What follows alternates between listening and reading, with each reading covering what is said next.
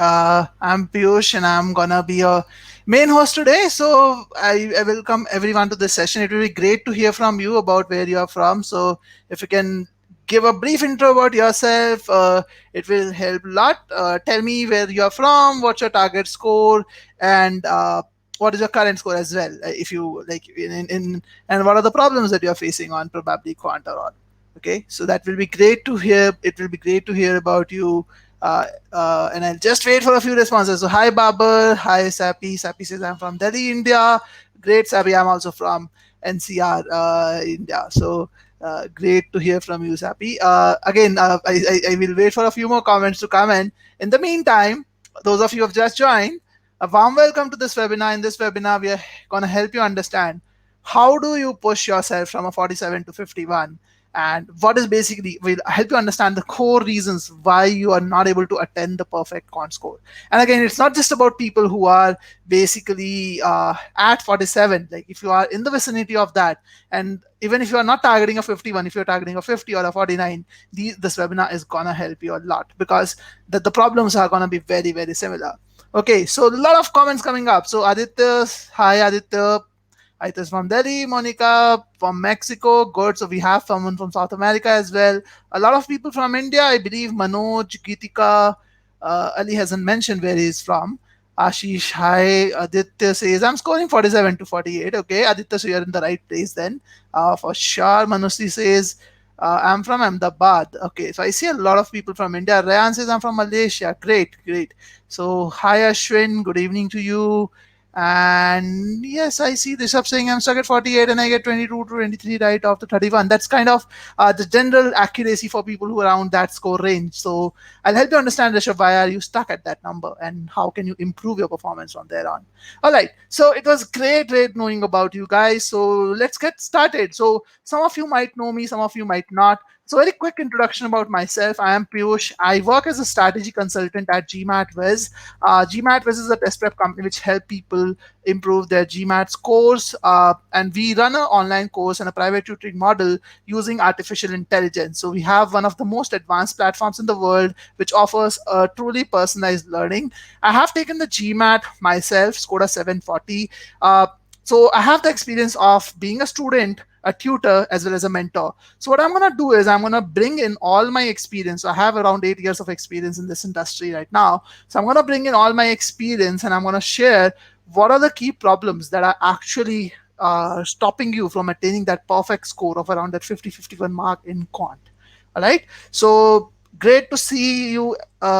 As Jander says, I'm from Belgium. Ababar is from UAE. So great. I see people from Pakistan also. So that is great. Yeah. So we have a global audience, and at GMAT Viz, we are used to catering to global audience. In fact, right now we are working with students from 50 different countries across the globe. So without any further ado, let's get started with the agenda of this webinar. So as usual, I'm going to tell you how this webinar is going to be structured. So you have a constant picture about how we are going to progress throughout the webinar, and you're able to map the entire journey. This webinar is going to last for about an hour and a half.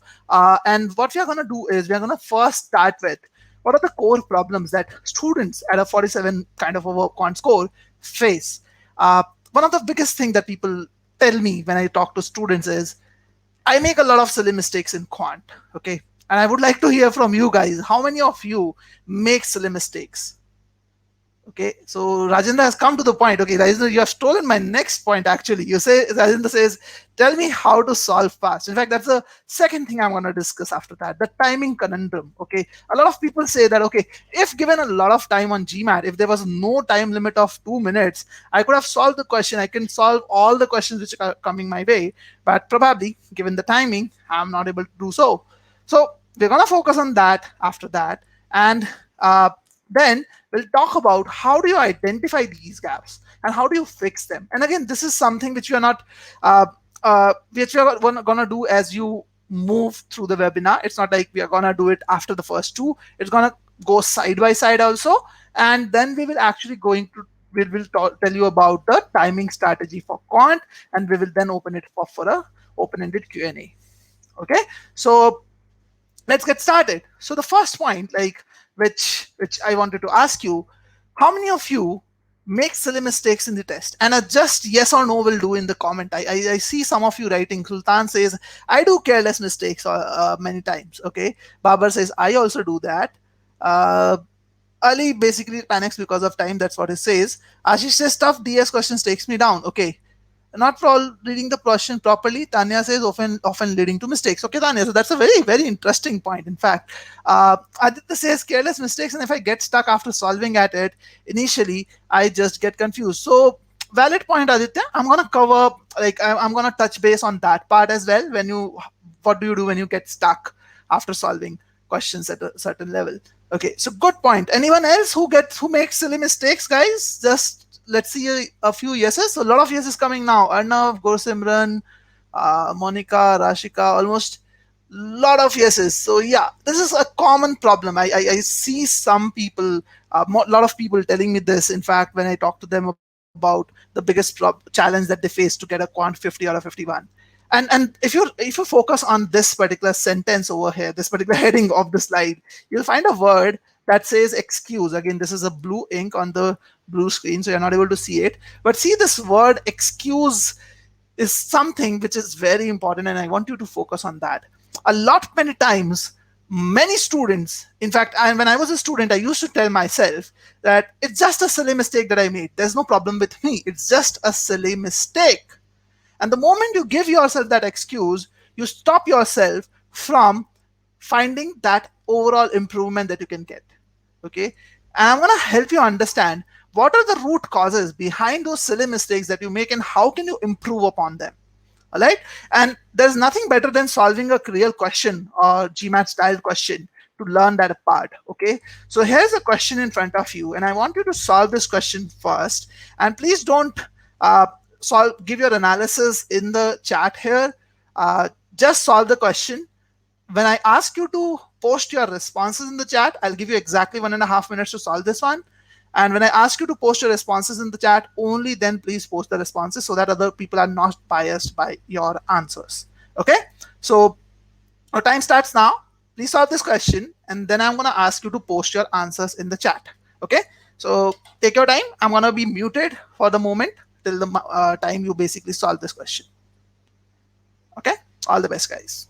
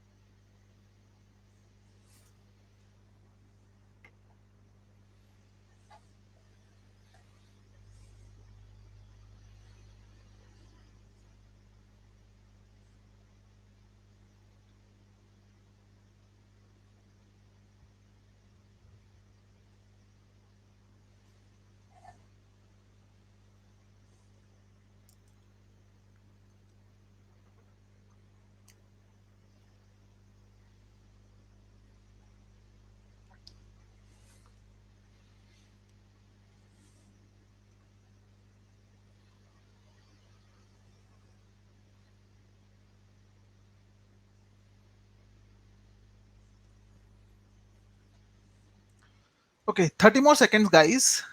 And don't write your responses yet.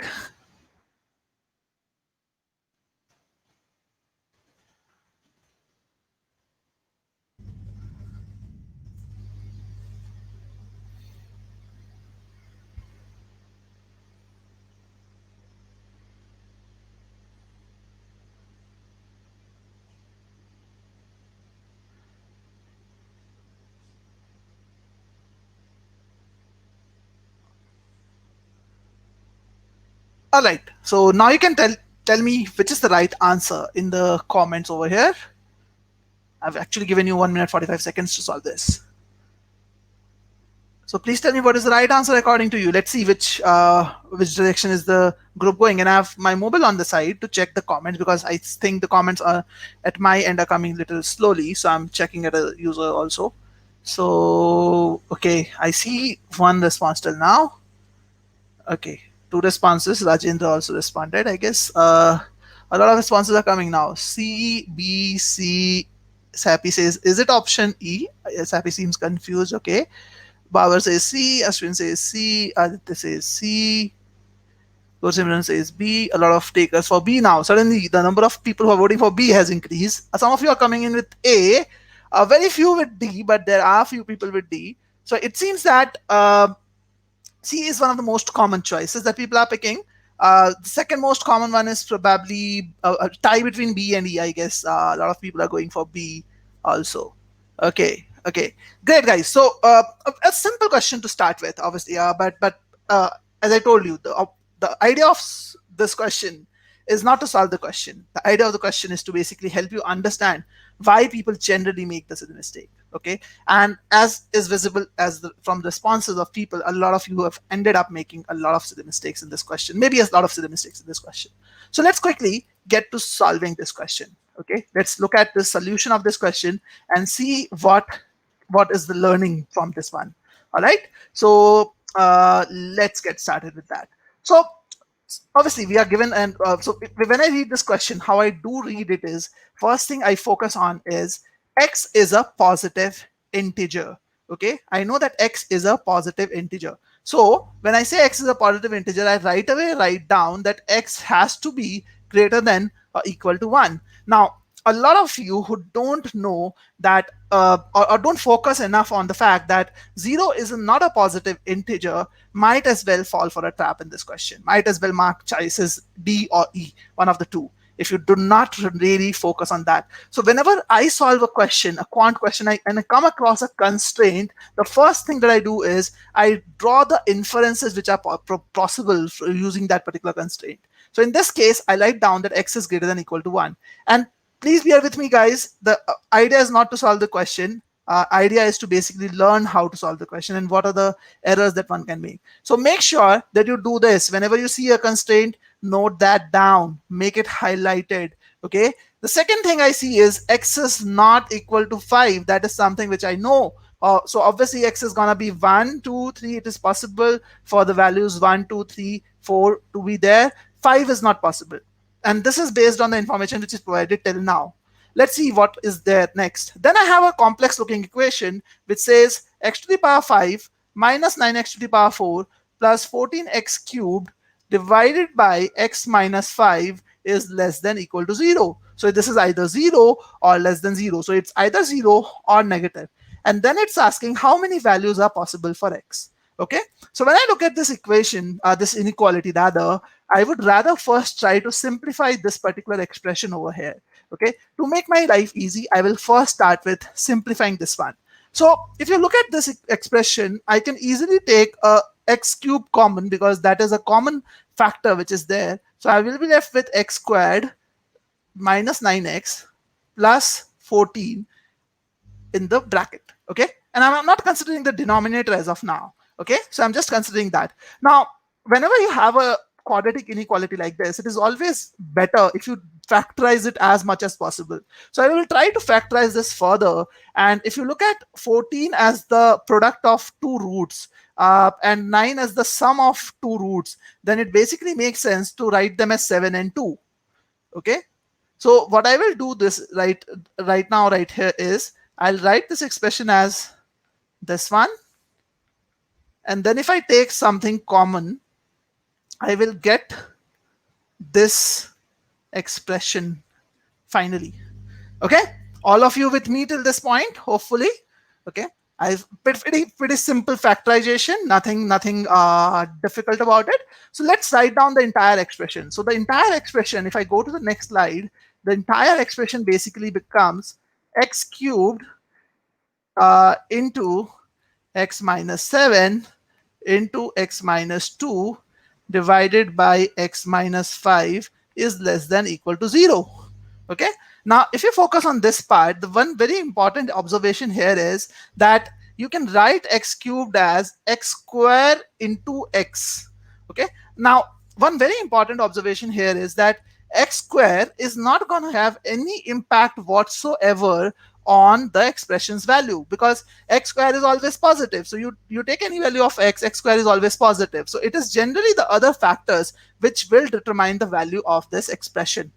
Okay, now whenever you have this question, if you know how to solve quadratic inequalities, what you need to do is you need to draw a number line and you need to draw all the 0 points. 0 points are basically points at which each factor is equal to 0. Okay, so for example, if you see x minus 7, when is x minus 7 equal to 0? When is x minus 7 equal to 0? Can anyone of you tell me in the chat here? When is x minus 7 equal to 0? Very simple question, guys. Just try to equate each factor to 0. When is x minus 7 equal to 0? Okay, simple question. I guess you guys are responding, but I'm not getting the response at my end. So quickly, let's see. When is x minus 7 is equal to 0, guys? Try to find the 0 factors. Okay, 0 points are basically points at which the values of x for which each factor is equal to 0. Okay, good. I see some responses. Tony says 7. A lot of you. Rajendra says 7, 2. So Rajendra, you have actually gone to the next factor also. That's a good thing. So if you look at all the 0 points, one of them, for this one, the 0 point is 0. For this one, the 0 point is 7. For this one, the 0 point is 2. For this one, the 0 point is 5. So basically, there are 4 expressions over here. So you have to consider all of them. Okay. A lot of you I see haven't considered 5 at all. So you have to consider 5 also as a 0 point. Again, x is not equal to 5, but you have to consider that 0 point as well. And then you actually draw the points on the number line. Okay, so right now, don't worry about the constraints. Constraints we will apply at the end. Always remember, you always apply the constraint. Try to apply the constraint at the end in this quadratic inequality kind of a question. Okay, so the 0 points are 0, 2, 5, and 7. Now, the curve, this expression is going to be positive on this side, negative between this, positive over here, negative over here, and positive over here. So basically, if you draw the 0 points on the number line, it basically changes its sign. The curve will change its sign at alternate regions. So on the right hand side, rightmost side of the number line, it is going to be positive, and then it is going to be alternating the signs. Okay, so what is my favorable region now? The third step is to identify the favorable region. So the first step is plot the 0 points. Second step is identify the nature of the curve across the various regions by just alternating, starting with positive on the rightmost side.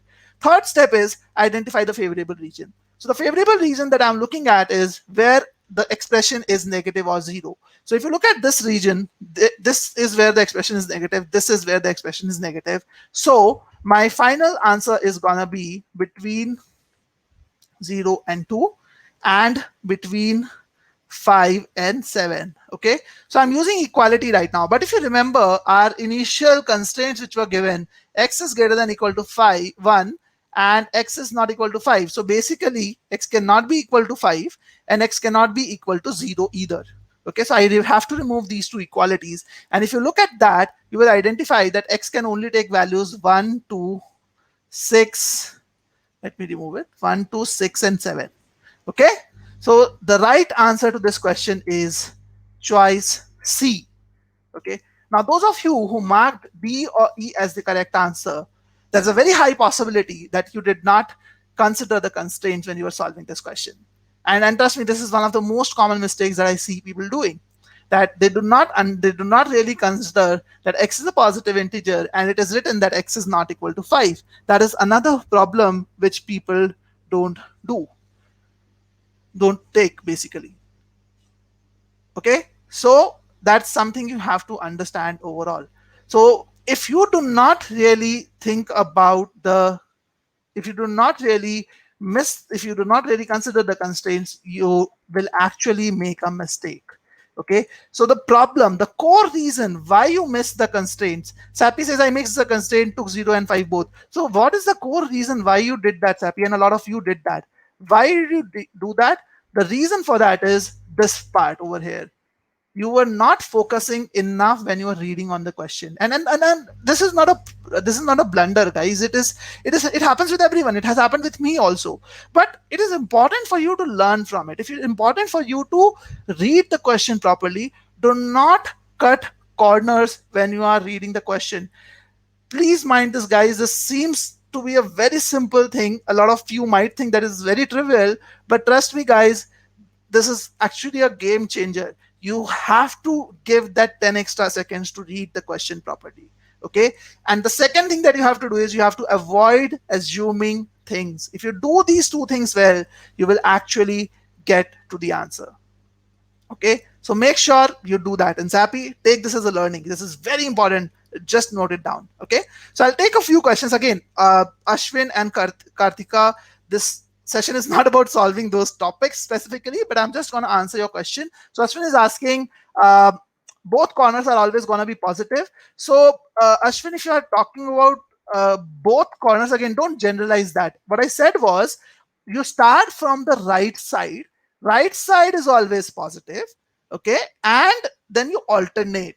Okay, so over here there are 5 regions. That's why you see both sides, both extremes to be positive. If there were 4 regions, that won't happen. So don't make those generalizations, Aspin, that those actually hurt. So okay, so note that down for yourself. Kartika says, why didn't we consider region 2 to 5? So Kartika, see, the in the region 2 to 5, the expression is going to be positive, and our favorable region is when it is negative or 0. Okay, so I hope that answers your question. So yes, so remember guys, jot down the constraints and consider them while making marking the final answer. Even if you miss it somewhere, please make sure when you're marking the final answer, you look at the constraints. That extra 10 seconds is going to help you a lot. That can be a huge difference. Trust me, guys. Those 10 seconds can be a difference between in overall 10 points, 20 points, or whatever. Okay, so please make sure you do that. And here is another question for you guys. Let's see if you're able to apply these things properly in this question. So this is a DS question for you, and please don't write the answers in the in the comments here. I'm gonna give you again about 1.5 to 2 minutes to solve this one, and then we are gonna take the learning forward from this.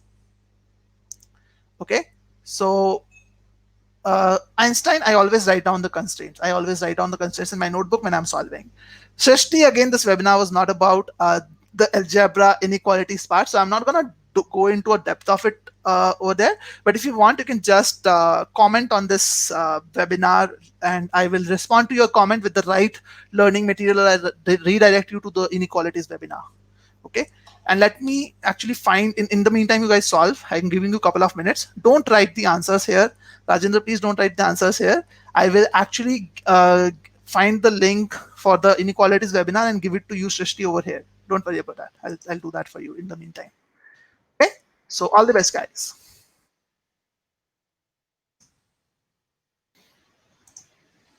With the right learning material.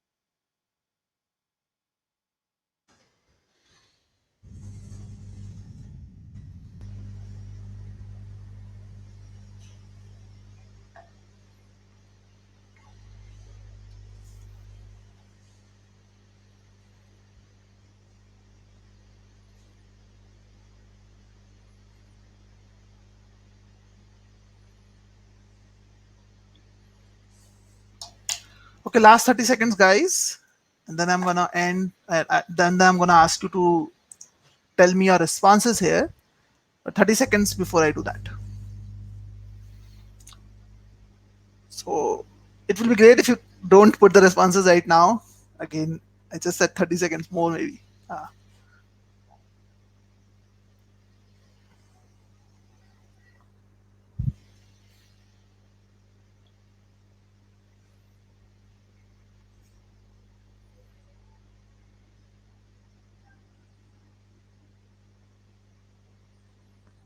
Okay, so you can type your responses now in the chat. I still see some of you have already done that, but it would be great that you can, if you can do it now. Okay, so Srishti says A, Arnav says E, Sandeep says A, Vamsi says E, Akshata says C. So a good number of you go for C. Some of you are saying E. There are a lot of A's as well. Okay, so I see a lot of responses, and for those of you who are facing any challenges with inequalities, I'm going to show the inequalities related webinar link over here. So please click on this link, or just keep this in on your with you. You can watch this webinar later on. It will actually help you understand all aspects of inequalities in depth. Okay.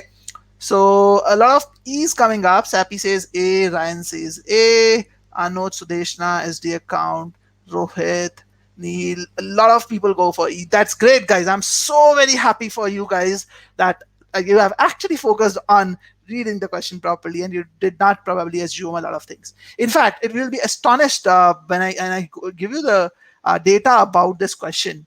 So if I look at this particular question, and I look and this is an official question, by the way. So if you look at the accuracy on GMAT Club, uh, the second most popular choice, then the correct answer, after the correct answer, is A. 31% people went for A. Thankfully, very few of you actually said A in this in this webinar till now. But I'm surprised. Why did you not take A and actually went ahead with C? So that's something which is a little surprising. I was expecting a lot more A's as compared to C's. But let's still go ahead and solve this question. So let's see this. E is the correct answer in this question. We cannot answer this question even with the both the informations combined. But let's see why. How many people in town X read neither the World newspaper or the nor the Globe newspaper? So I'm gonna remove. Okay, so let's solve this question. So what I'm asked is that there are two. In this question, it is mentioned that there is town X, and I'm supposed to know how many people do not read World newspaper nor the Globe newspaper.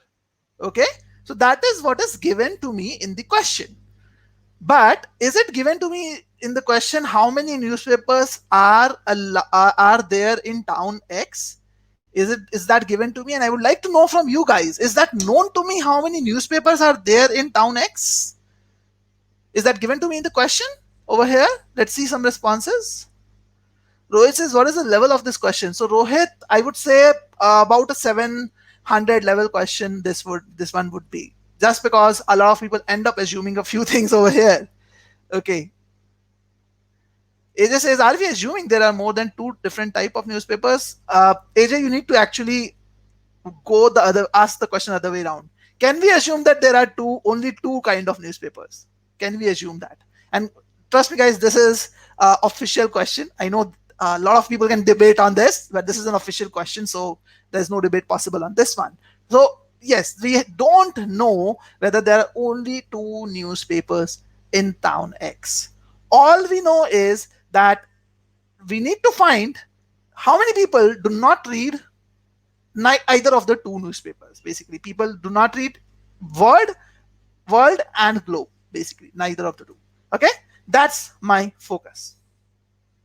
Okay, so Arnav says I actually assumed that. So Arnav, that's the second learning. So I said two things. Why do you make silly mistakes? First reason, you do not focus on the constraints. Second reason, you assume things a lot of times. And the core problem with both the things is you're not reading the question properly. You're not giving enough attention to the question. Okay, and both of them happen almost at the same time. Okay, so let's go to statement one. So statement one only tells me of the 2,500 people in town X. So it tells me how many people are there in town X. That's one good thing which is there with statement one. It tells me 2,500 people are there, total of 2,500 people are there in town X. Out of them, who do not read any newspaper is basically 1,000. But this is those people who are not reading any newspaper. And I don't know, there could be more newspapers than Word and Globe. So if there are more newspapers, there could be some people who are basically reading one of the other newspapers. Let's call it the Economist or whatever, and they're not reading World and Globe. So it is not possible for me to find the answer using statement 1. Okay, so most people get confused with that because they feel that since 1000 people are not reading any newspaper and we're asked about people who are not reading World and Globe, they assume that those are the only two newspapers there in Town X and they mark A as the correct answer. That's why 31% people, which is the second most popular choice. Now what about choice statement 2? Of the people in Town X, 700 read the Globe only and 600 read the World only. So if I want to draw a Venn diagram and I write this as World and this as Globe, I know that this region, this particular region is 700 and this particular region is 600. Okay, but I don't know anything about what is outside this particular. So for me, neither Word or non-newspaper is the region which is outside all the circles, basically. So I don't know anything about that. I don't know the total number. I don't know anything about that. So second statement is also not sufficient. Now, if I try to combine both the statements, all I know is 2500 is the total, and that does not help me to understand what is the reason outside it, because all I know is 1000 people don't read any newspaper, but where are those 1000 people? I don't know that. All I know is that 1000 is a subset of the region outside this. Okay, I know that 1000 is a subset of a region outside this, but I have no idea about the other part where other things. Okay, so E is the correct answer. I cannot answer this question based on the information provided. And I'm happy that a lot of you got to the right answer. But again, a lot of you did not do a proper analysis and ended up with C or A, which was the wrong answer. Okay, you assume probably that there are only two newspapers which are available. And those who answered C made a bigger mistake than those who answered A. Okay, so Sweta says both the statements can prove. So tell me how, Sweta. I'll be more than happy to know that. And this is an official question. E was the answer. Again, remember, I only know that 1000 lies outside there, which is a subset of the entire region. And there are about 1200 pieces outside this. So I don't know any information about the rest 200. Okay, so what is the learning from this? The learning from this is you need to read the question properly. You should not at all basically assume that some information is provided. And science says there's a big joke by GMAT assuming only two newspapers. So Cheyenne, again, GMAT does that all the time. It actually puts a lot of questions, traps, a lot of traps in questions where they make you assume things. It's a very common thing. I can actually show you tons of questions where they have done that. So make sure you're not assuming things, you're reading the question properly, you're noting down the constraints. That's very, very important. Okay, so that's one thing. Second problem that people do is they do not draw the right inferences when they are reading the question. They just read the question, they do not draw the right inferences. That is something which I'm going to focus on next. Okay, it is very important for you to draw inferences, not just to get the questions right, but it is also important to draw the right inferences to get the questions right in the right amount of time. If you are not doing that, trust me, again, Aditya was asking a question earlier that I start my question, solving my question, and then I see I am stuck somewhere. One of the reasons, Aditya, I'm not saying the sole reason, but one of the reasons for that could be you're not drawing the right inferences when you are reading the question. And that's something you have to do cautiously. And I'm going to focus on that now.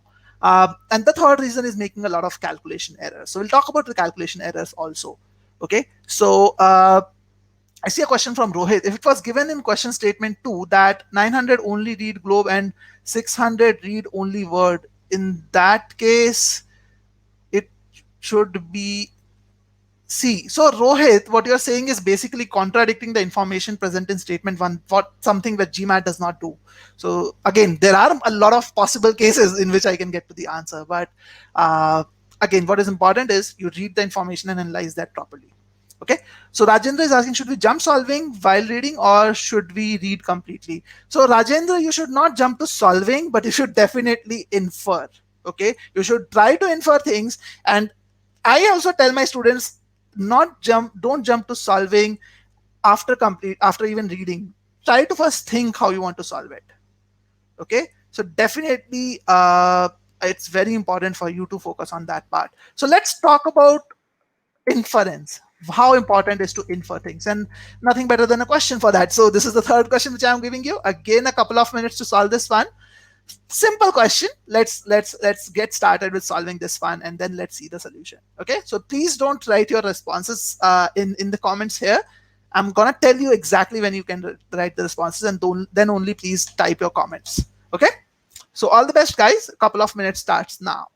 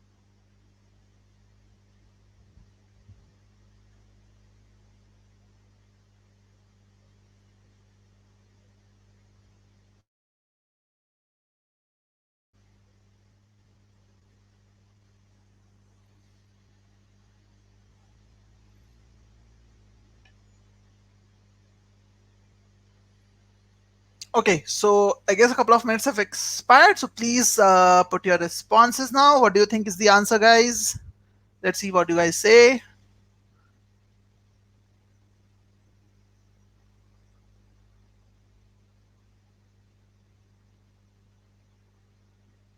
Okay,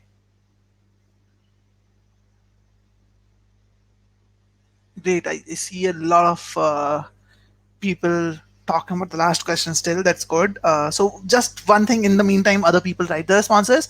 So what I told Rohit was he was trying to contradict the information, which is probably like okay, yeah. So in choice B, yes, exactly. Yeah. So Rohit, you are right in that you're actually saying that if you change choice B basically from 700 600 to 900 600, then probably you can get the answer. Yes. And in fact, in that case, the answer would be combining both the information you can get. But more importantly, as I said, it's important for you to not assume things. Okay. So let's see what is there by people's. Anuj says B. Sudhir has given the answer. So Sudhir, this is a DS question again. Like try to answer as A B C D E. Okay. Manushri says C. Komi says C. Akshata. A lot of people are going for C. I see C is the most popular choice, followed by B actually. Ashish, Sujan, Vinayak. A lot of you go for C. Okay. Great guys. So I see most of you are going for C. Few of you are going for B, and thankfully there are no other choices which people have mentioned. So let's look at this question. Let's try to solve the question. And before I solve the question, I'll actually show you an important statistic. Okay. So as you guys mentioned over here, these are the two most popular choices, even on GMAT Club. Again, this is an official question, guys. This is a question which is an official question, so you can actually check the stats on GMAT Club. Most popular choices, almost equal number of people are going for B and C. In fact, here more people are going for C. There are also more people are going for C. However, the correct answer is choice B. Okay, the correct answer is choice B. Now, why B is the correct answer? I started to like, but I'll definitely talk about that. Why B is the correct answer. But what is also important to understand is why people end up marking C as the answer. Okay, there are two reasons behind it. One is when you read the question, if you do not really draw the right inferences as you read the question, you will definitely fall for the C trap in this one. Because by default, we act as human beings, we tend to demand more information to solve question, and the entire nature of data sufficiency is about understanding who can differentiate between knowing how much information is enough to answer the question. So you should not use extra information at all. That's the entire objective of data sufficiency. And if you do not draw the right inferences, you'll miss this thing. So Anuj, the level of this question will be definitely a 700 level because of the accuracy. Obviously, you can check that out, and it's definitely 700 level question just because of the people do not tend to draw inferences. And why people do not draw inferences when they read the question? The reason is very simple. They think that they need to save time. Trust me, guys, you should not try to save time on the wrong places. You should try to save time on the right from the right places. And I'll talk about that later. And this is where I'm starting first because I want you to not save time on the wrong place. Okay? So let's start analyzing the question. At a certain clothing store, customers buy two shirts, pay the regular customers who buy two shirts pay the regular price for the first shirt and a discounted price for the second shirt. So it basically tells me that the price of the first shirt and second shirt are different. For the second shirt, they're paying a discounted price if they buy the second one. The first one is bought at a regular price. Okay, till now that is the information which is provided to me. And let's read the second part. The store makes the same profit from the sale of two shirts. So that same profit from the sale of two shirts means the combined profit that the store makes from the sale of two shirts that it makes from the sale of one shirt at a regular price. So basically what I get to know from this is the profit made from sale of two shirts is basically equal to the profit made from the sale of one shirt. And let me write it as first shirt because that's what it says. It says that one shirt at the regular price. So since the person, like if person is buying two shirts, he's buying the first one at a regular price anyway. So I can write that as well. Okay. So profit made from two shirts is equal to the profit made from the first shirt or one shirt at the regular price. Now, if you just read the statement and do not analyze the statement, you will definitely go ahead and mark C as the answer because you'll do a lot of calculations and I'll show you what you will do. Okay. But if you analyze the statement properly, you will actually get to the answer much faster and accurately as well. The moment you read the second statement, you will be able to get to the answer right away. Even if that means you're spending 10 seconds analyzing this particular statement. And trust me, guys, I'm going to spend, in fact, even if you spend 20 seconds, analyzing this statement is a time worth spending, and I'll prove you that right now. Okay, so let's see. Profit from two shirts. What is the profit from two shirts? Basically, profit from two shirts is profit from first shirt, okay, plus profit from second shirt, which is equal to profit from first shirt. Right? That's what it says. Right? I can write that way. Now, if you see, this profit from first shirt cancels out. And what is the inference that I draw from it? Profit from the second shirt is basically equal to 0. What that means is for the second shirt, the cost price is same as the selling price. And the selling price of the second shirt is the discounted price, nothing else. So the discounted price of the second shirt is nothing but the cost price itself. That's it. Okay, that's the inference that you need to draw. So basically, the store is selling the second shirt. If you buy the first shirt, they sell it to you at the regular price. If you buy the second shirt, they sell it to you at the cost price itself. That is what they want to write. Now, the thing with GMAT is they won't write that, tell you that on your face, because in that case, the question is very simple. They could have simply said that the first shirt which is sold by the store is sold at a regular price and the second shirt is sold at a cost price, or they do not make any profit out of it. But they don't want to write that. They want you to infer that. They're testing your inference skills.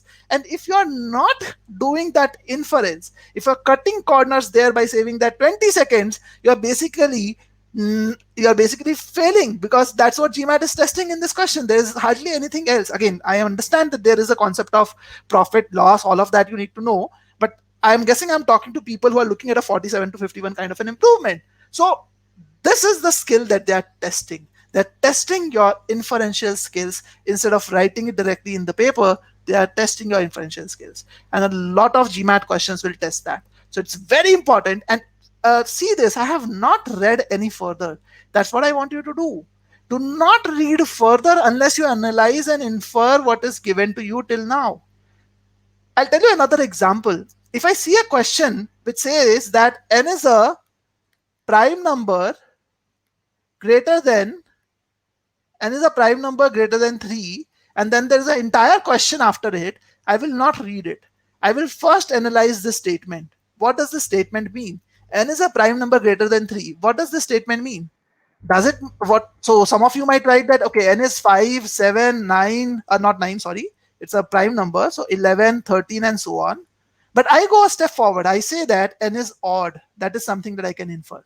Okay, so at least these two inferences I will definitely draw. In some cases, I might even go to the extent of saying that n is definitely of the form 6k plus 1 or 6k minus 1. Okay, again, I'm taking another example over here, but what I want you to understand is drawing inferences from the question is very, very important. Okay, so let me rub this down and let me solve the question how a lot of you might have solved it. Okay, so for those of you who actually drew this inference, you would have realized that statement 1 actually it says the regular price of each of the shirts at the clothing store is $16. So it does not tell me anything about the cost price. So I cannot find the discounted price either. But if you look at statement 2, it says the cost price of the clothing store of each of the two shirts of the customer buys is $12. So the second statement gives me the cost price, which is $12, and which is equal to the discounted price, and that's why I can answer the question. Okay. Santiago says, how can we assume that every shirt costs the same? It would be required for your answer to be true. So Santiago, again, focus on this part. I'm saying profit from second shirt is 0. If the profit from second shirt is 0, in that case, you know that the cost price of the second shirt is equal to the discounted price of the second shirt. Let me write 2 over there. Okay, does that answer your question, Santiago? I believe that should answer your question. Okay, so I'm not interested, like in the question that there's nowhere it is mentioned that the cost price are same, but what I can know is cost price of the second shirt is equal to the discounted price of the second shirt. There's no profit made on the second shirt by the person. Okay, now further, if you go to the statements, they clearly mention that each of the shirts have the same price, but in the question it is not mentioned. Okay, now let me tell you how did people who got to C solved it. Okay, they did a very simple thing. They said, okay, I need to get the profit. I know profit is equal to selling price minus cost price. Okay, so what was my profit which was made? 16 minus 12 into 2. Selling price is how much? Discounted price plus discounted price is the selling price of the second shirt. The first shirt was sold at 16. Okay, regular price, and the cost price is basically 12 plus 12. So they used this equation and they found that dp is equal to 12. Okay, and guys, I would like to hear from you if those of you who marked C as the answer did this thing or not. Those of you who marked C as the answer did this thing or not. Let quick yes no guys here over here. Let's see if you did the same thing, calculated in a similar way.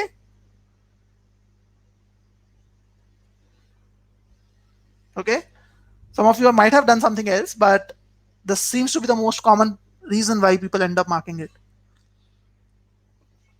So Rajendra says, yes, I did that. Okay. Okay. Let's see who else.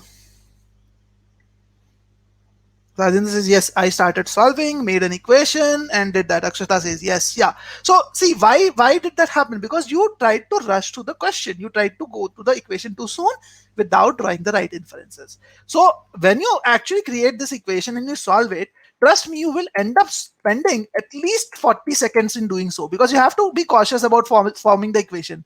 So if you are doing that, you are not just spending 20 seconds extra, because if you are drawing the inference, you just need to spend that 20 seconds extra.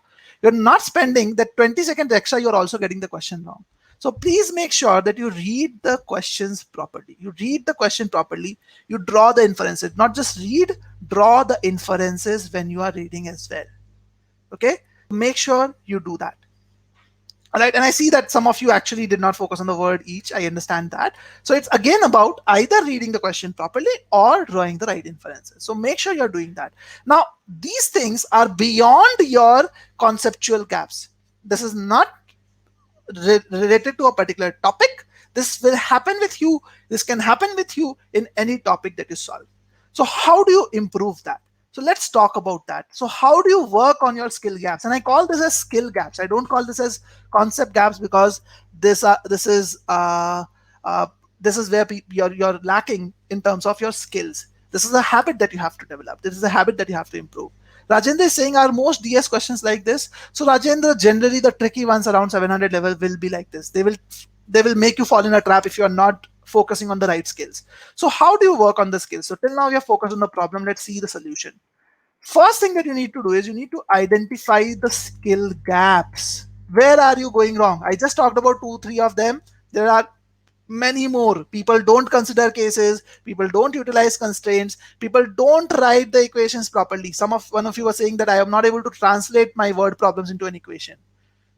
Okay, so Anuj, I'm going to talk about that. How do you improve your inference skills? I'll talk about that. Don't worry. I'll definitely talk about that. So first thing you need to do is you need to identify the gaps in your understanding. And how do you do that? If you're a GMAT student, it is easy for you. A dashboard will actually give you every detail that you want. Otherwise, you can always maintain an error log of the questions that you're solving. Write down, point out exactly why are you making that mistake that you're making. Now, I understand that as a student, it may not be possible for you to do the same level of analysis that I am doing. But if you maintain that error log, it will make your life easy. And if you're not able to do the same level of analysis as I am doing, I'll show you a solution also for that. But first step is to identify where the problem lies. And once you identify that, you need to take 10 to 15 questions per quiz of relevant difficulty levels and create customized quizzes around it. And if possible, take those quizzes slowly. As in, when I say slowly, I mean take one question at a time if needed. But focus on those skills. If you are making mistakes while utilizing constraints, make sure you actually solve questions and you're thinking about the constraints properly. You are focusing on the constraints properly. Okay, if you are faltering because you're not considering all the cases, make sure that when you're solving questions, you take care of all the cases. Now, how do you do that? You solve one question first, you see whether you read the solution properly, and this is the next step which I was talking about. You read the solutions thoroughly, identify where you made a mistake. Why did you not get that to that particular case? Generally, when people are not able to consider all cases, it is because they do not go in a methodical way. And that's something which I'm going to cover very soon now.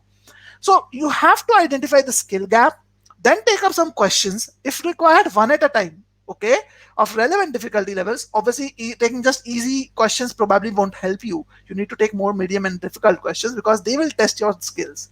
So take those questions, apply those skills consciously, and read all the solutions, review all the solutions, even the ones that you get right, and see whether your approach was the right approach or not. Identify better methods. So Anuj, in a way, the answer to your question lies in the approach, and I'm going to talk about that a little more in depth. Now, for those of you who are thinking that how do you identify the gaps?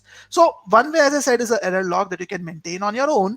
But if you're not, like, as a student, you might not be able to figure out everything. So at GMAT what we do is we kind of maintain that skill gap error log for you on our platform itself. So I'm going to show you how that basically works on our platform. Again, if you are even if you're a free trial user, you can actually get access to some questions and get a little bit of an error log for that. For a premium user, this error log will be maintained for the entire course, basically entire set of 1400 odd questions which are there for Quant alone on the platform.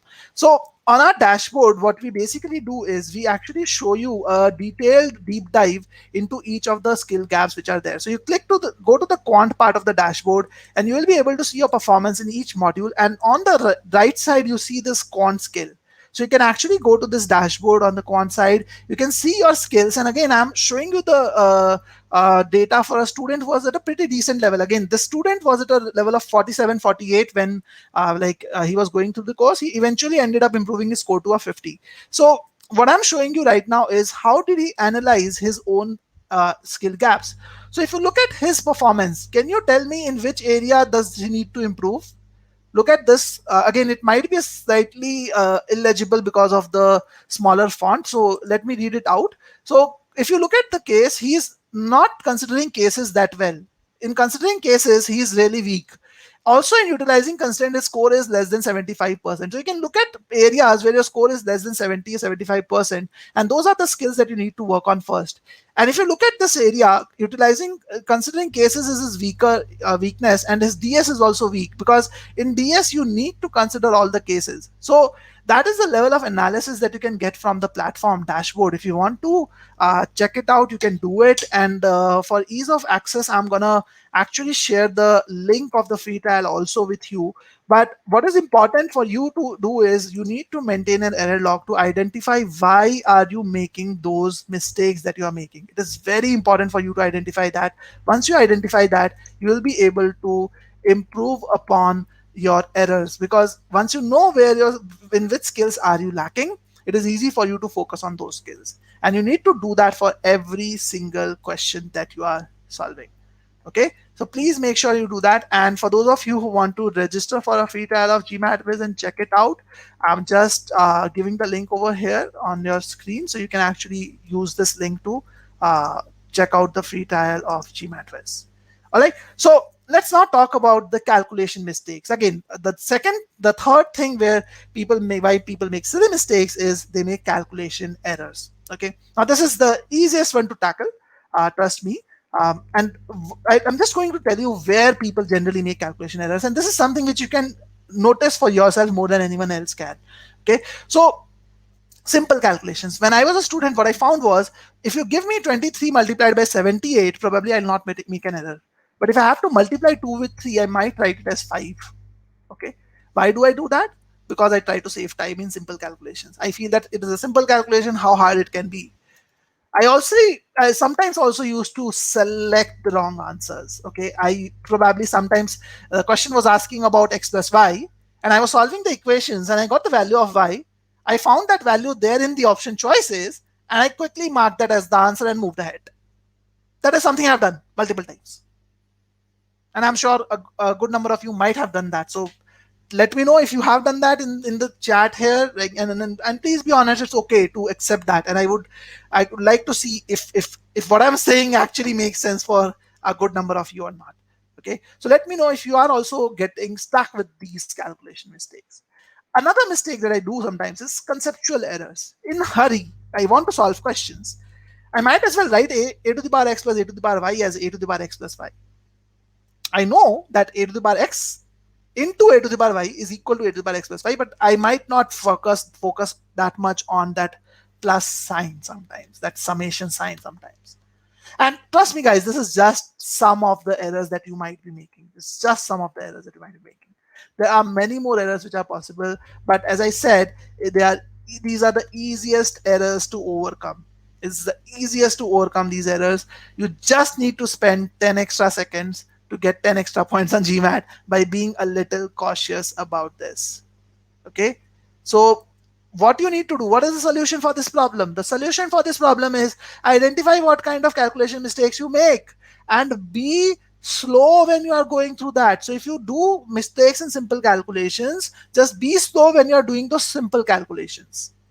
Okay, if you make mistakes while you are selecting the answer, just give that 2 extra seconds. Just read the question stem again. What is that you're supposed to find, and what is that you're answering right now. Okay, just make sure you do that. And trust me, guys, why I'm saying you need to be a little slow there, the reason for that is, if you probably made the mistake of 2 multiplied by 3 as 5, even if you get stuck and you try to review the solution, while reviewing the solution you will do the same mistake again. That is something I have done. In a PS question, if I don't get the answer, I'll try to review my solution. If I made the calculation mistake somewhere, I'll do the same mistake if I'm reviewing, because that's how our mind works when we run faster. So, what I personally used to do was, simply put, I used to make sure I go slow with such cases. Okay?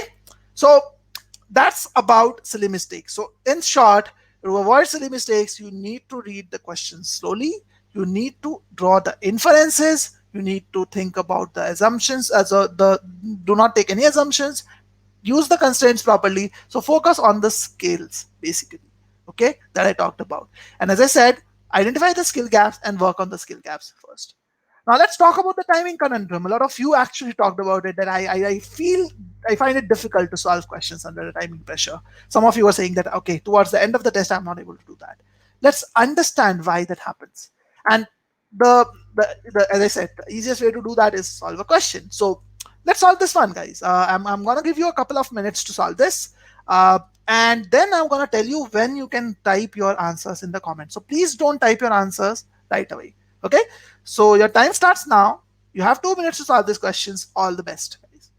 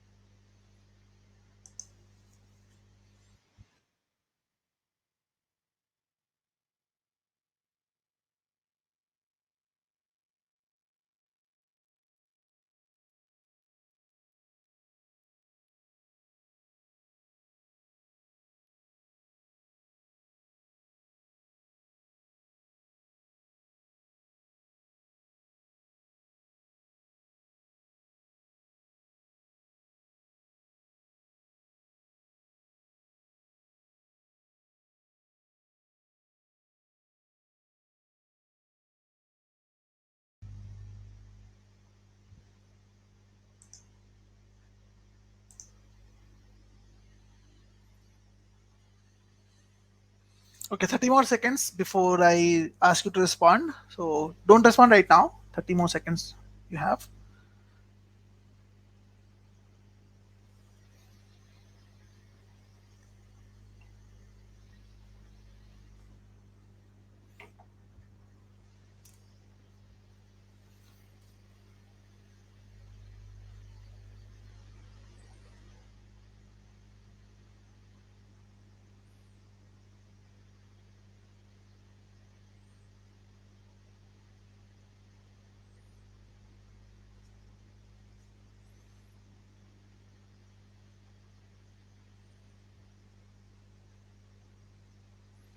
Okay, Babar, it will be great if you can write the response later on. That will be better, much better, obviously. Okay, so time is up, guys. Now you can actually comment and tell me what is the right answer according to you. Okay, so Babar says C, Bala says it's 3, Hari says it is 6. Okay, Babar is saying add 15 to 5, 10, 5 values. Okay, Babar, nice. It seems to be a different way, but let's see. Arna says C, Science says I'll go with C, option C. Okay, got a lot of takers for C. Okay, good. Sappy says C question mark. Sappy doesn't seem confident as of now. Okay, no worries. Madhok says D. Kumar Piyush says E. Okay, so most of you seem to be marking the answer as C. Some of you are confused, some of you don't know, a lot of you mark C, then E, B were most the other common ones. Okay, good. So let's see how to solve this question. So again, what I'm going to do is I'm going to tell you how some people solve. And again, this is again remember about the important thing here is not to solve this question. The important thing here is to understand why do you take extra time to solve questions. Okay, when people say that I take extra time to solve questions, why does that happen in the first place? Okay, so let's understand that. So many people don't know the most effective method of solving a question, and sometimes they approach the questions randomly. In fact, a lot of you might not know the method that I'm going to tell you next. But before coming to that, I'll tell you what generally people do if they don't know how to approach the question properly. Okay, so if x and y are positive integers, I know that x and y are positive integers, that is given to me. So they are probably one or more. And 5x plus 3y is equal to 76. Then how many values of x are possible? So in this case, like if you don't know how to approach it, probably you will start by taking some random values of x and y, because you have just one equation, you don't have any other equation to solve. So you will probably, the only option available with you is you take random values, or one thing that you can do is you can mark cannot be determined as the answer, because you think that okay, there's just one equation, so some of you might as well directly jump to E as the answer. Okay, but those of you who don't do that and try to think about solving and don't know the approach, proper approach, might as well start by taking values for x. You might as well try by taking x as 1. So you get 5 plus 3y is equal to 76. You get 3y as 71, and you see that it is not an integral value. So you cross this value. You take x as 2. So you get 10 plus 3y is equal to 76. You get 3y is equal to 66. So you get y as 22. So okay, this is one value that satisfies. You might then go to 3, y as 3, x as 3, and try to do the same thing again. You will find that 3y is equal to 61 in that case, which is not giving you an integral value. And then you can go to 4, 5, 6, and so on. So if you don't know how to approach it right, some of you might end up going sequentially, but very few of you will do that, because again, you might know that going sequentially might take you time. So you might as well start finding some patterns. You might as well try to find patterns. You might as well skip some values. You might as well take some easy cases. For example, some of you might think that okay, for example, I thought one way that okay, if I have 21 instead of 3y, possibly 21 instead of 3y, then this becomes like if I take it on this side, it becomes 55, which is a multiple of 5. So x11 and y21 will like y7 will actually suit the answer. So you might as well take some random values also to find some cases, and you might as well try to reach the maximum value, or maybe something like that. And if you do that, you will end up with any of the answers but C. And C is the correct answer. The other ones are wrong. And if you're not following the right approach, you might miss it. Now, let me tell you what is the right approach to solve the question. The right approach to solve the question is you find one solution. You just need to find one solution that satisfies this equation. And the moment you find that solution, the rest of it is a cakewalk. Okay. Now, how do you find the first solution? There are multiple ways of doing that. There is a remainder method. There is a multiple method. All of that are logical methods. If in simple terms, if you see simple equations, the simplest thing that you can do is try with some values, but stop the moment you have one value that satisfies. And you can use some logic to understand how do you divide the multiples and everything. So in this case, we already found one value, which is if x is equal to 2 and y is equal to 22, we get an answer to this question. Okay, if I put x equal to 2, I get y as 22. It doesn't matter which value you get, positive, negative, anything. Look at the constraint later on. Just take one value, one single set of values. Okay, just get that. That is step one. Step one, remember, find one value, one pair of values that satisfies. Okay, so write it down over here. Okay, to find the other set of values, all the other set of values, you need to do a very simple thing. I'll tell you what to do.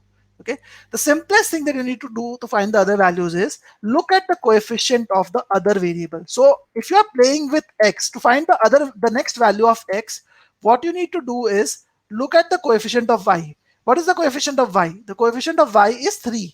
Okay, so what you need to do is change the value of x by the coefficient of y. Change the value of x by the coefficient of y. So the value of y is 3. So you can change the value, value of the coefficient of y is 3. So you change the value of x by 3. Okay, I'm going to increase it to 5. Okay, now to get the value of y that corresponds to this value of x, what you need to do is change the value of y by the coefficient of x. So you change this value by 5 and you reduce the value by 5. Okay, I'll tell you why to reduce. So you increase one number and you decrease the other number. You increase one number and you decrease the other number. That's what you do. Okay, by the coefficient of the other variable. So try putting x as 5 and y as 17 in this equation. If you want to just make sure that it is done correctly, you can just try to replace these values and you will find that it matches. It will satisfy the equation. Okay, and you can continue doing that. X equal to 8, increase it by 3 more, decrease this by 5 more, increase it by 3 more, decrease this by 5 more, increase it by 3 more, decrease this by 5 more, increase it by 3 more, decrease this by 5 more. The moment you decrease this by 5 more, you will reach a negative value of y, which is not possible. So you know that there are 1, 2, 3, 4, and 5 possible cases. Okay, this is the easiest method to solve this question. If you apply this method, you can get done with this question in less than 1 minute, guys. Okay, now let me explain this just a little, because again the objective of the session is not to explain this question, but just a little. Why did I move it in other directions? Why did I increase one variable and decrease the other? Simply put, the reason is there is a sum that I'm talking about. I'm talking about sum of two quantities that is fixed.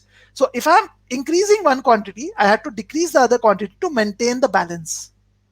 If instead of sum, they were talking about difference. If it was 5x minus 3y, I would increase one variable and I would increase the other variable as well. Both the variables need to increase in that case, because I need to keep the difference as constant. But the approach remains the same. You need to change the value of one variable by the coefficient of the other one. Okay. Now, I would like to know how many of you, and please be honest with me here. Again, I know commenting is not the ideal thing, but tell me how many of you knew about this approach before this webinar. And please be honest with me. If you knew, just say yes. If you did not know, just say no. That way I'll get to know how many of you know this. Okay, Ashwin says, nice approach, Piyush, new learning for me. Thanks a lot. So great, Ashwin. I'm happy to know that this was new to you. What about the other people? How many of you knew about this approach? Okay, and very simple approach, guys, can be applied on any equation where you have a constraint and you just have an equation. Okay, Sapi also found this useful. Rajendra says, I was not aware of it. What about the other people over here? Okay, Harish says, I was not aware of it. Kulbir says, no. Sai was aware of it. That is good. Okay, Sapi. Balaguru says, no. Priyesh says, no. Science says, I was aware of it. Okay, KS Madhok says, I expressed x in terms of y and then use divisibility rules. That's one way of doing it, but again, that will be slightly longer. Okay, so good number of you were not aware of it. Overall. So Akshata says, can we do it with all equations, any constraints? So Akshata, till the time you have a constraint which tells you that, okay, the numbers are integers, obviously you can always do that with any equation, if whether it is a sum or a difference. Okay, so again, there is no hack. Sudhir has actually pointed out what is done. So it's very simple mathematical thing that we are doing. But again, as I said, the session is not about this particular aspect, so I'm not going to go in depth of it. The reason why we talked about is very different. The reason is the method. We need to understand why were you taking extra time to solve the same question. If I give you the same question in the exam time, a lot of you answered the question correctly, but after 3 minutes, 2.5 minutes. Why does that happen? Because you don't know the most effective method. And this is no shortcut, guys. I'm not teaching you any shortcut. This is all logical method. Okay, you need to understand the logic behind it also. Okay, we don't have time right now, that's why I'm not teaching you the logic behind it. But if you understand the logic behind it, it's a very easy method to apply and solve the question and get it right in short time. Okay, so the problem with people is they don't know the right method. What they do is, and Rajendra, I'm coming to your question. What most people do is when they start learning, they learn the concepts. They'll go to a book, they'll they'll go through all the concepts which are there for a particular topic. For example, if they're learning prime numbers, they'll just start learning all the rules and the formulas and everything for a prime number, and then they will directly jump to stage 3, which is they will start solving questions. They'll start practicing a lot of questions. Now what they don't realize is they're missing a step in between. If you actually jump from stage 1 to stage 3 directly, for example, if you just after learning concepts move directly to the stage of practicing questions, you will end up repeating a lot of mistakes. You'll make the same mistakes again. You might not always be getting everything wrong, but you will may not be getting there effectively or efficiently, which will actually impact your score in the other questions. So if you focus on this approach, you will find yourself getting stuck in the score range. The best approach to follow is basically you need to have another step in between. Right after learning the concepts, you need to learn the right methodical approach to apply those concepts on a GMAT styled question. And then only you should go to solving questions. Then only you should move to practicing questions. And what Rajendra said just right now is, where can we find all these quick methods? That's a big problem that we identified at GMAT Viz, that most people do not know what are the best methods to do. So when we were creating the GMAT Viz platform, we came up with the idea of concept booster. Okay? So what we did was we went ahead and we did a lot of research around what are the various kind of questions that can come on GMAT from a particular topic. For example, if you're learning prime numbers, we researched all the kind of questions that have ever appeared on prime numbers on GMAT, and we identified that we actually categorized them into various categories. So we created 10-12 categories for each topic that are there. Again, depends on the complexity. And we found out what is the best method to solve each question. Okay. And what we did was we came up with the idea of concept booster using that. So what we do in our course, and SAPI, yes, you can actually find all the methods in the GMAT Viz course if you want. What we did in our course is we created the concept booster where one question of each of those types will be there, and you will be just solving one question at a time. We'll give you one question, the easiest one to start with. Right after you solve the question, you will see the solution. And we have a mix of video and text solutions. For quant, all the solutions are video. For verbal, it's a mix of video and text, but the solutions are very detailed, as in it's not like I'm just giving you a question for like I'm giving a solution of 2 minutes long. I'm giving a solution where I'm covering all the methods, the most effective method, every single step, and I'm also telling you what are the traps that you should avoid, just like we looked at today. Okay, so the reason why we give you only one question to solve at once is very simple. And I want you to do this also. Even if you don't take the GMAT Viz course, you might struggle to find the right approach, but try to do this as a step whenever you learn a topic, any particular topic. Always solve one question at a time and try to look at the solution right away to analyze the variance between your approach versus the right approach. Because unless you figure out the gaps in your application, you'll not be able to understand what is the best way of solving the question. Okay, so just like the method that I told you right now for the special equations, the same thing is taught in our course. There are so many other methodologies which are taught for every single question, because when we give a concept booster, all the questions in the concept booster are handpicked and they cover a different aspect of the same topic. So you get prepared to solve all kind of questions from any particular topic. Okay, so Mritika is asking, is GMAT Viz only for quant, or there is a similar verbal course too? So what I'm saying is true for verbal and quant both, Mritika. We have an entire package. You can check that out later on. Okay, so this is something that we created. The concept booster is gonna be a game changer, and if you want to try out the free trial, do check it out. And don't just look at the video lessons. Please do look at the concept boosters, because that is the real game changer. You also need to do this on your practice daily. So we actually came up with the idea of methodical learning, where we designed the entire course in the format where you first learn the concepts through video lectures, then you learn the application of those concepts through the concept booster that I was talking about. So you learn the best methodologies for solving each question type over here. And then only you move to practicing questions through our practice quizzes, which are again AI driven. So in the end of every quiz, the AI automatically identifies what are your strengths and weaknesses, and in case there are any other gaps in your learning, it will automatically serve you additional lessons to improve upon those gaps. Okay, so feel free to check out the platform if you want to. There's a free trial, detailed free trial available. We give you access to limited content on the platform, so you can check it out. Here is the link on the on your screen, so you can actually click on the link and sign up for a free trial also at your end.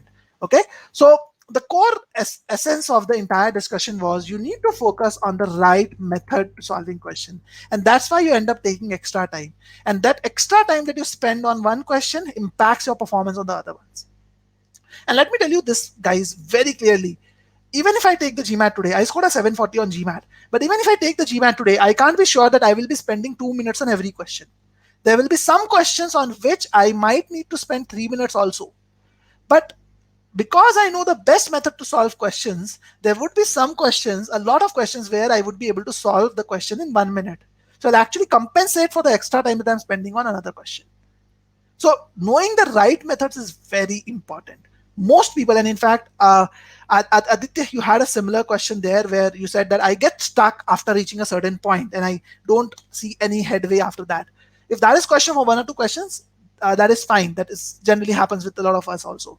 But if that is happening more regularly, that basically means you need to first take a step back and you read the question. You need to think about the approach before you actually start solving the question. Because what I see with a lot of people is they will read a question, they are under time pressure, so they will just jump to solving it without thinking about the method that they want to use.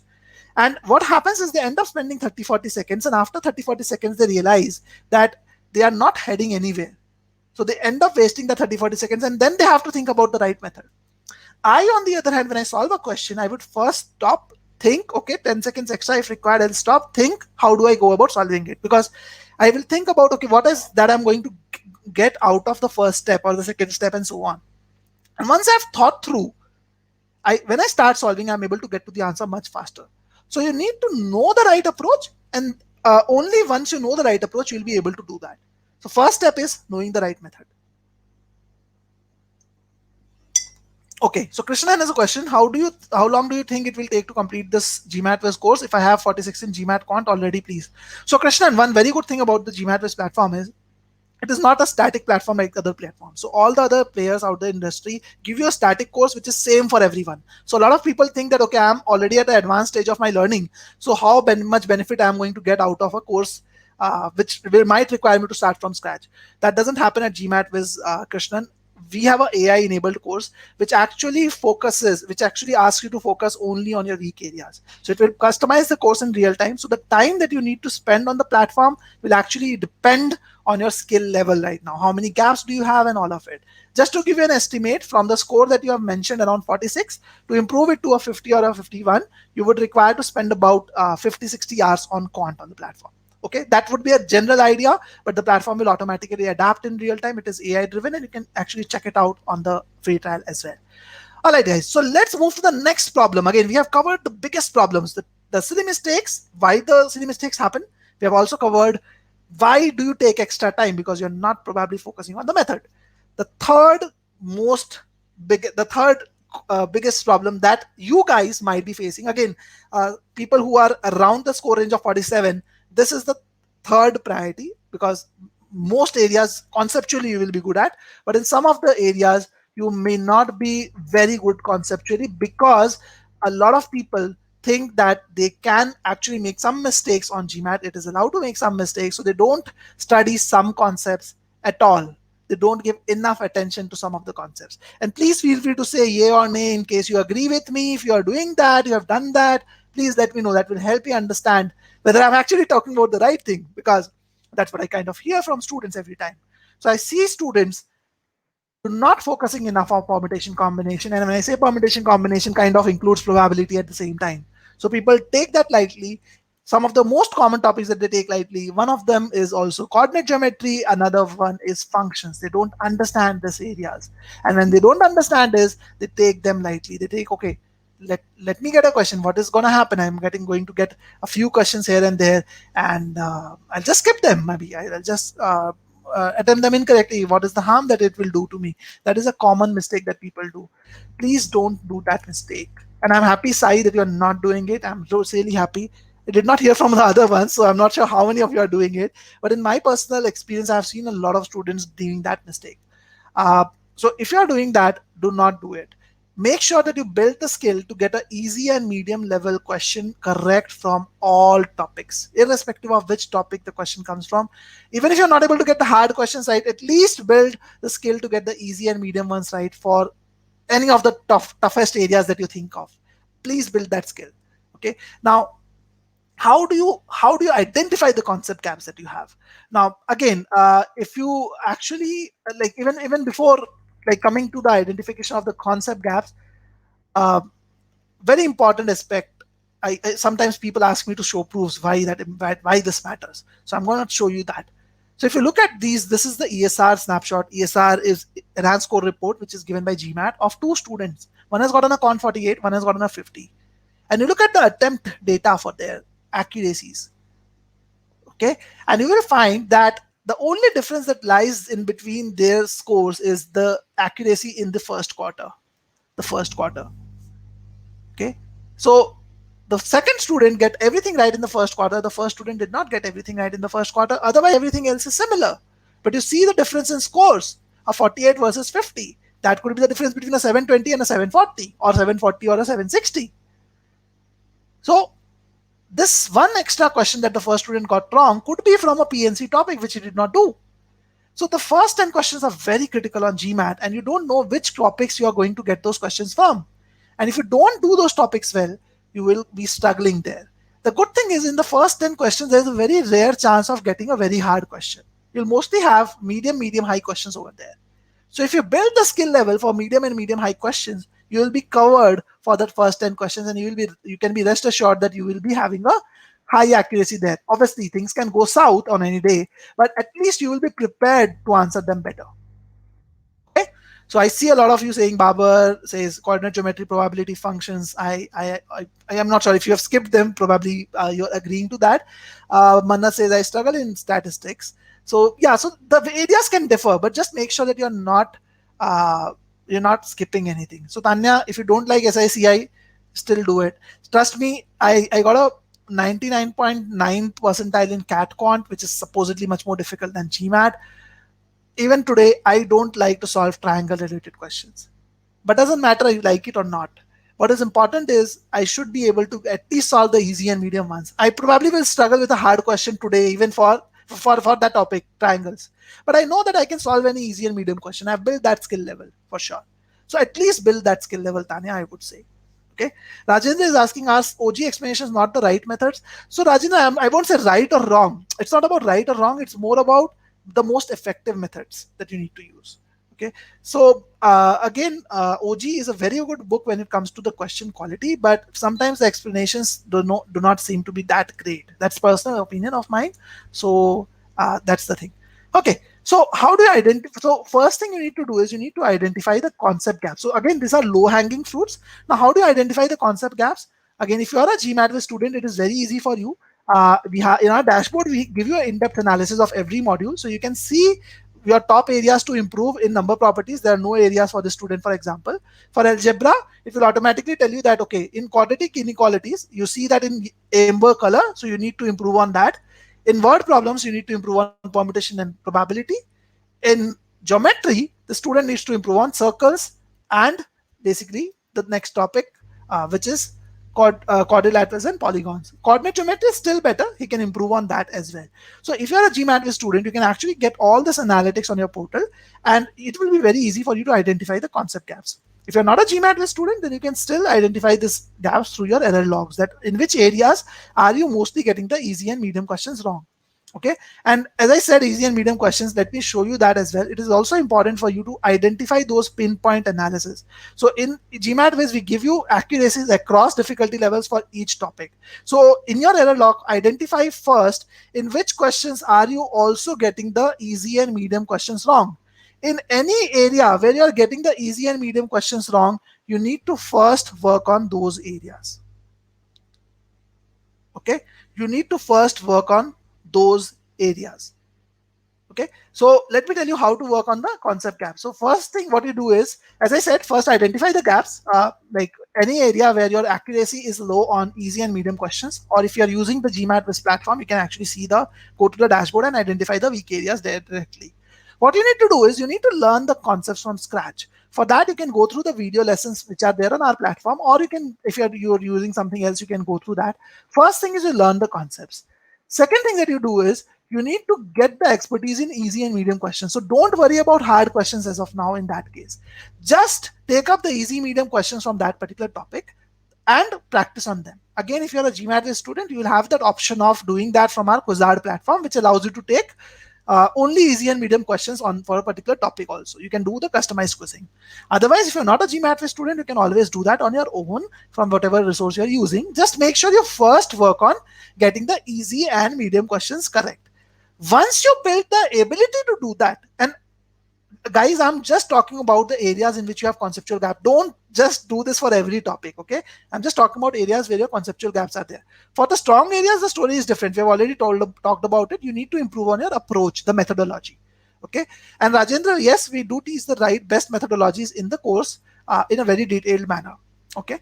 So again, for the weak areas, you need to work on your conceptual gaps. So first, learn the concepts, then solve the easy and medium questions only. Get 100% accuracy there. Be confident about them. And if time permits, again, it depends on when you are taking the test. If time permits, move to solving hard questions. So just to give you an idea, when I was a student, I was bad at geometry in its entirety. Okay. So I started taking up individual topics. I started working on easy and medium questions on all areas, and I was able to solve easy and medium questions from any topic in geometry. Then, according to time available with me, I started working on hard questions one by one for each of the areas. So I did, first of all, I did the 3D geometry, the mensuration is some people call it, cube, surface area, volume, all of that. I did really well on the hard question. I improved my accuracy there. Then I took up coordinate geometry. It sounded easier to me. So I worked on the hard questions there. I built the capability of solving any hard question from coordinate geometry also. Then I took up circus. That was easier for me. So I improved it that way. So that is how I went. First, easy and medium questions I captured because that was my weak area. And then I moved to hard questions topic wise. Okay. So I hope that helps. Any questions there, anyone? Please feel free to ask me if you have in the comments here. Any questions till this point on this part? I'll just wait for a 10-15 seconds to see if any one of you has any questions around this.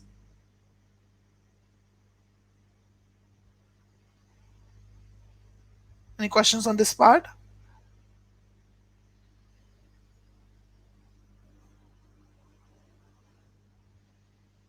Okay, I don't see any questions till now, neither on my phone nor here. So let's proceed. I assume that all of you are clear to this part. Great, guys. So the other reason why you could be, again, I've talked about a lot of reasons. First is method, not reading the question properly, silly mistakes, the methodology, the concepts. Next part, incorrect test pacing. A lot of people don't pace themselves well on the test. Okay, some people go too fast. For example, the student on the left went too fast. Like the first quarter, still decent enough time, but still slightly on the lower end.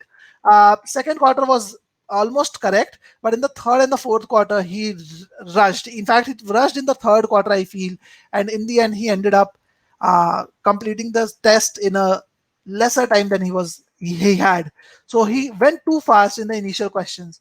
If you look at the student on the right side, he went too slow. He took too much time in the first 15 questions, and he was actually rushing for time in the last 50.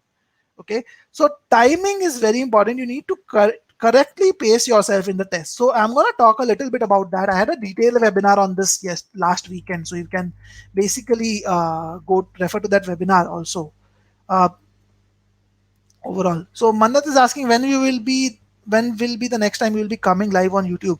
So Mannat, on GMAT Club's YouTube channel, the channel that you are on, probably that's going to happen on the 15th of September.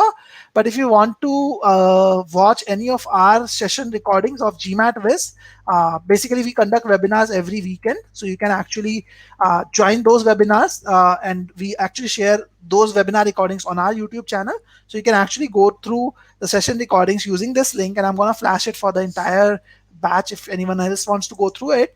And you can basically subscribe to our channel by going clicking on this link and all, and that way you'll get to know when I go live on my channel as well. Okay, so that will help you to understand.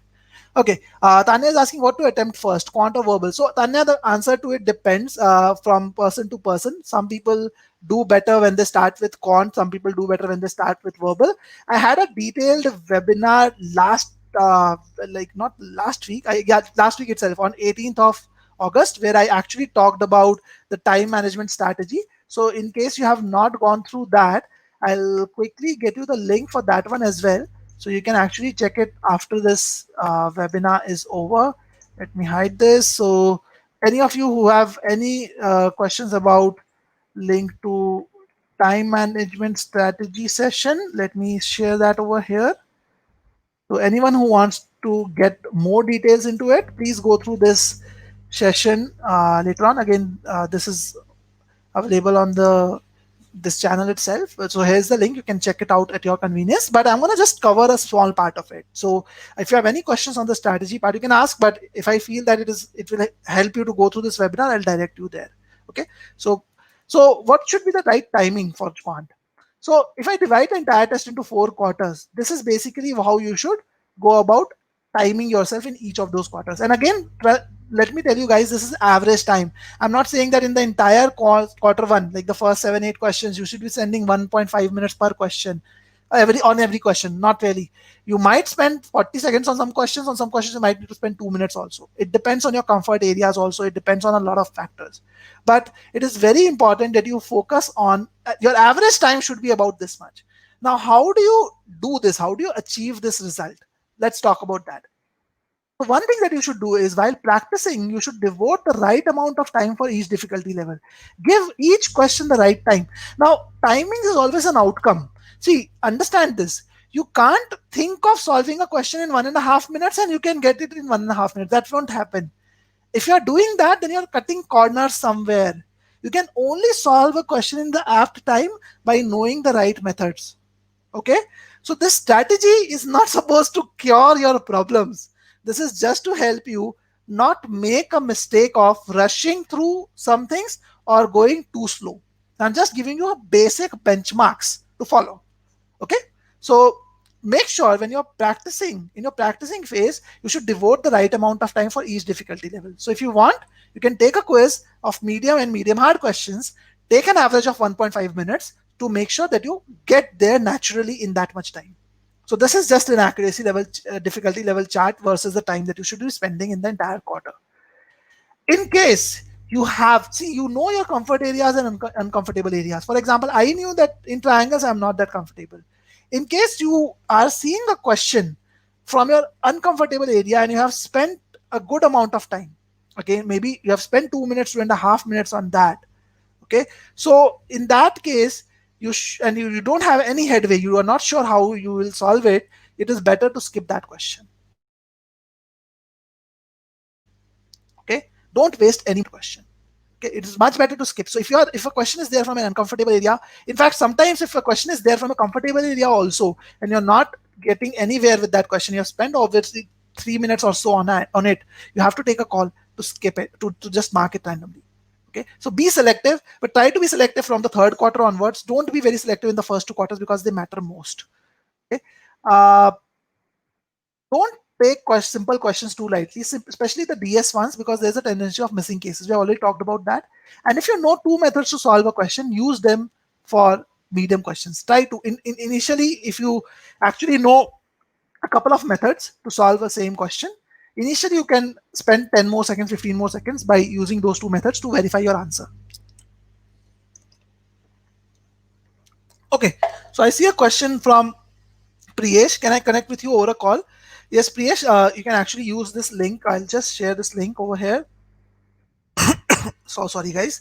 So if you want to connect with me on a one-on-one call, you can actually use this link to schedule a free one-on-one call with me. My calendar is generally busy, but you should be able to find some time in the next couple of days.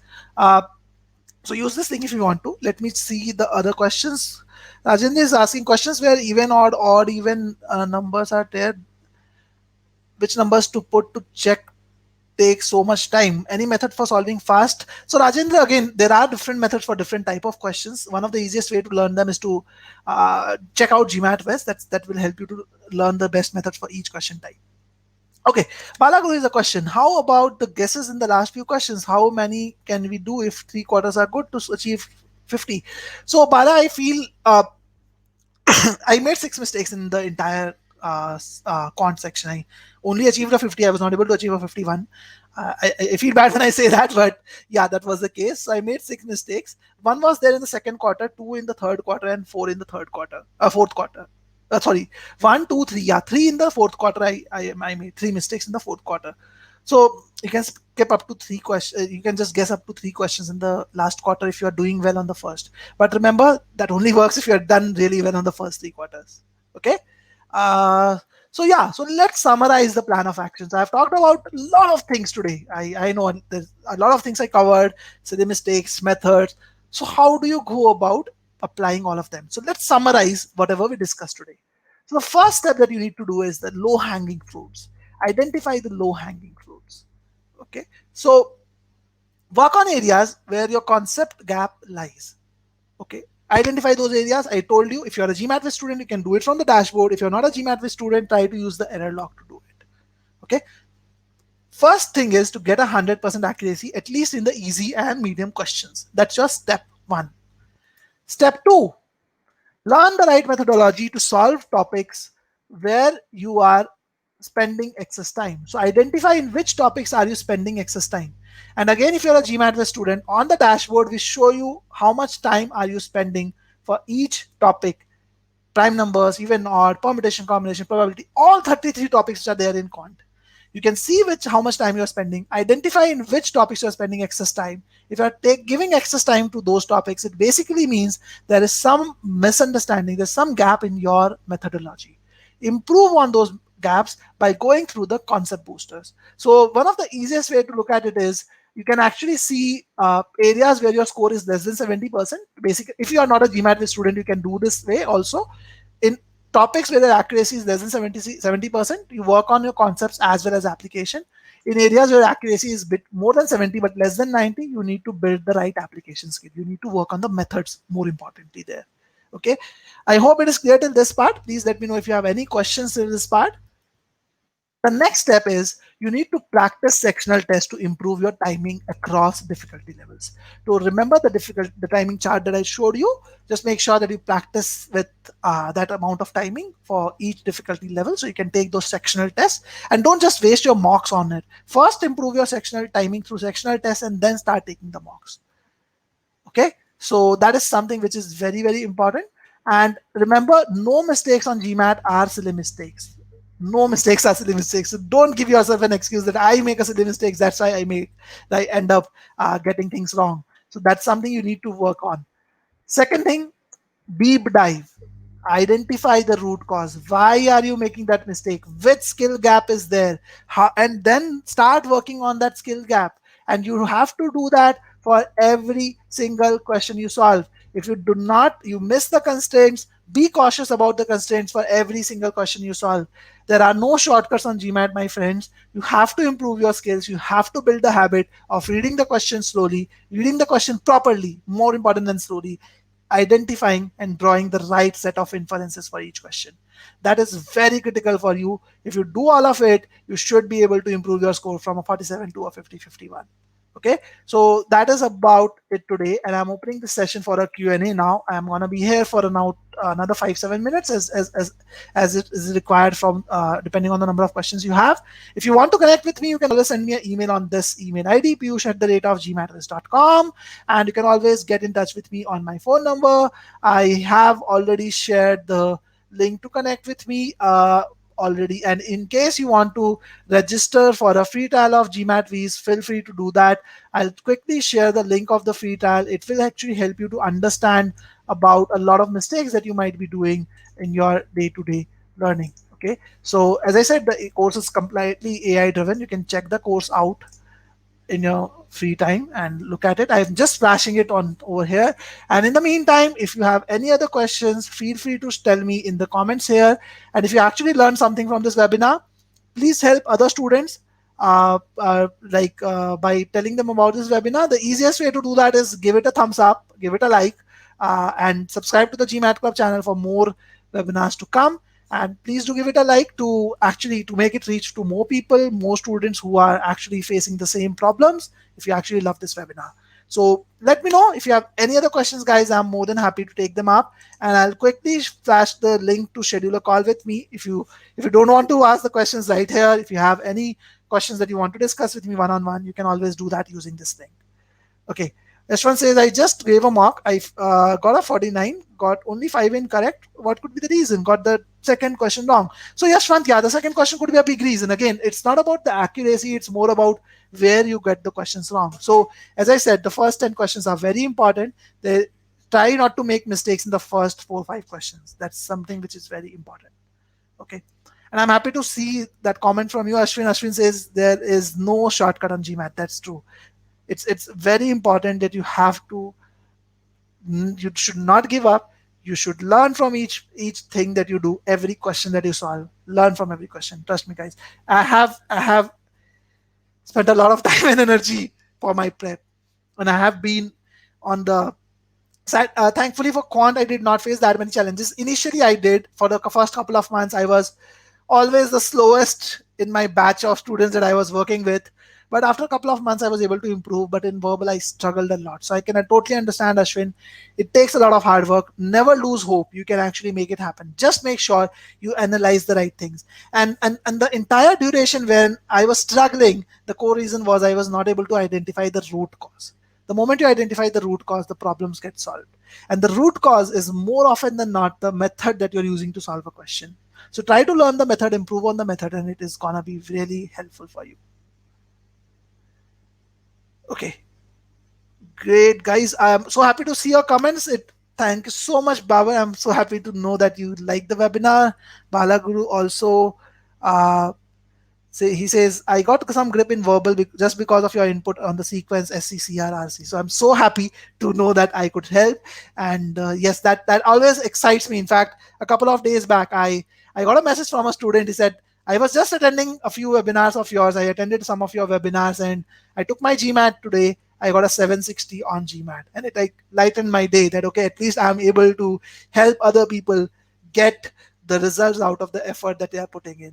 So I'm so happy that I could help. Please make sure that you like share this recording or like this webinar to make it reach to more people. Any questions, guys? Any other questions, guys? Okay.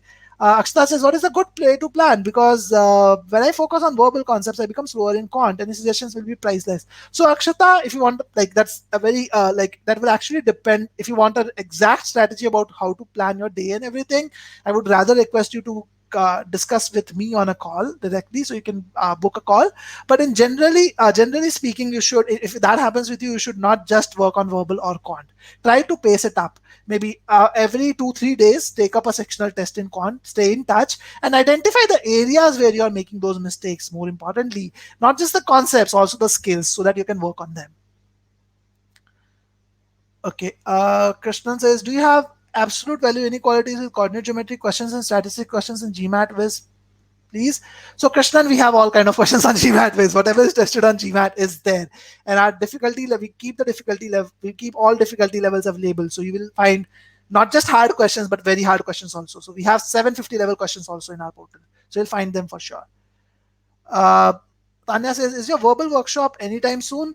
So Tanya, I did a verbal webinar sometime back on this channel. On our YouTube channel, we continue doing a lot of webinars, so you can actually join our YouTube channel, and I'll just quickly share the link for that one. In the meantime, I will give you the link for the previous webinar that I did on this channel on verbal also.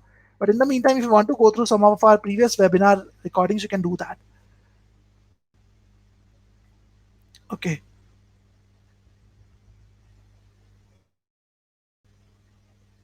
Daniel, so thank you so much for that. Daniel says, good luck to all of us. Okay, let me find the webinar recording for verbal that I had some time back.